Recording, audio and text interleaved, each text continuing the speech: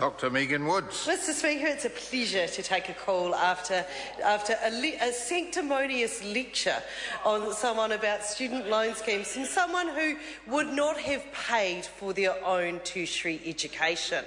And Mr Speaker, as someone who did pay and borrow for her tertiary education, it is something that I find quite offensive. What we've had is the ongoing dribble from the opposition benches about how this is about personal responsibility, and if you borrow money, of course you have to pay it back. No argument over here. We have said, yes, if people borrow money, they should pay it back. Our objection to the piece of legislation that we have in front of us is not only grounded in terms of equity and about fairness, but about the fact that it's not going to work, Mr Speaker. And I'll come back to that a little bit later.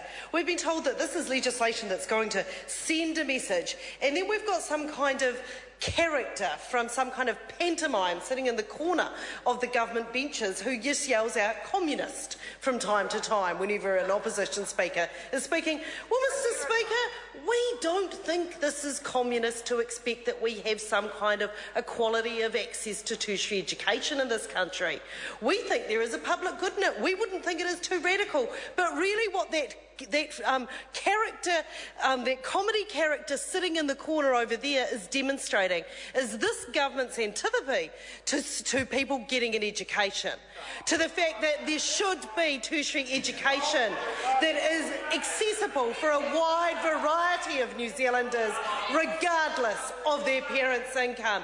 This is entirely in fitting with moves that the national government have made right throughout the time this bill has been before the House to restrict the number of New Zealanders who can receive access to enter tertiary education. If you are aged over 40, this government has told you you're too old, not worth investing in. No idea of any kind of belief in lifelong learning or the fact that people can retrain and they will have some kind of value to New Zealand. No, this government has deemed that you are no longer worth investing in. That's it. If you've had your 3 years of student allowance over and out, you are not going to receive any more support from the government.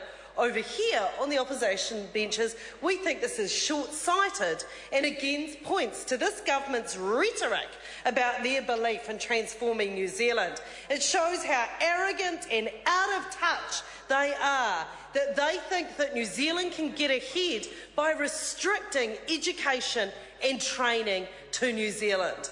Over here on the Labour benches, we know that New Zealand will be a better place the more people that can get into education and training.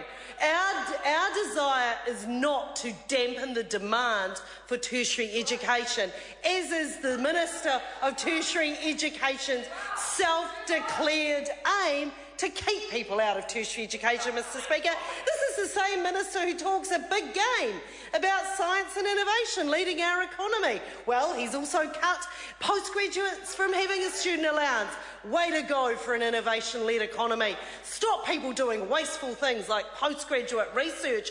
Who knows, we may turn into an economy like one of those Scandinavian nations that value things like research and understand what it is worth to them as a country. Now, what I would like to hear through the course of this debate is just one speaker from the government benches get up. We are now at the third reading of a piece of legislation. I have sat in this House and listened to tired old drivel from the government benches about how this is about personal responsibility, about this is sending a message. Well, I would like to know how this piece of legislation is going to work. Labor has supported the government on measures to make the repayment of student loans easier and to collect more of the student loan debt when we believe they will work.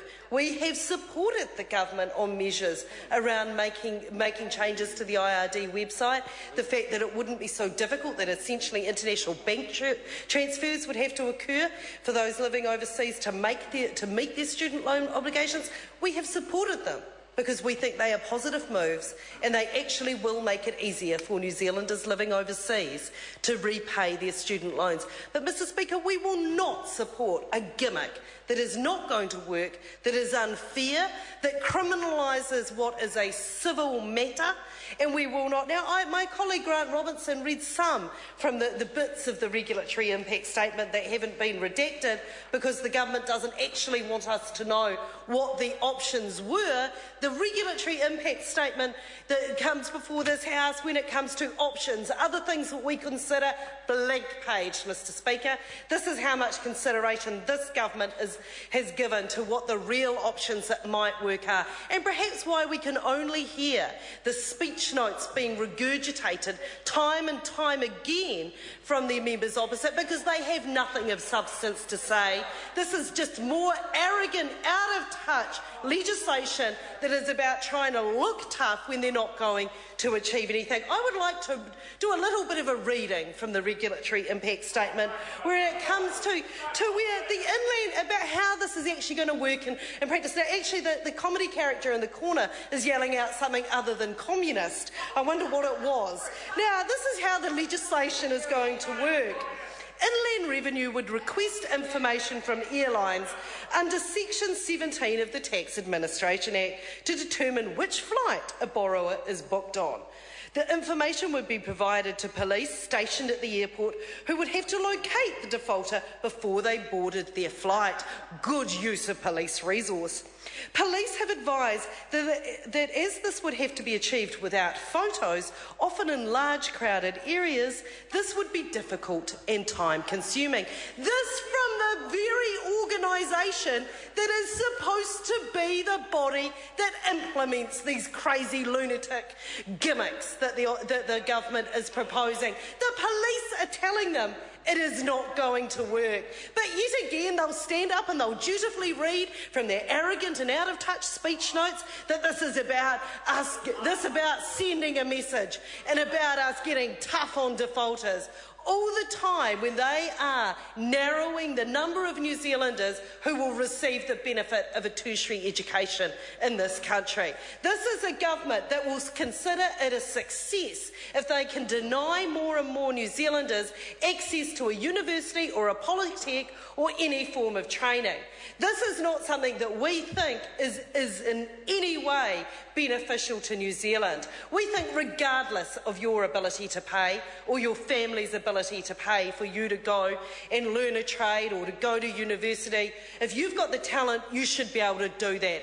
And I have not heard one piece of evidence from members opposite, and I challenge the next government speaker to depart from their speech notes with the tired old lines and actually tell us how it's going to work, because the police have told us it isn't. So I would like to know how it is that this legislation is going to work, Mr Speaker.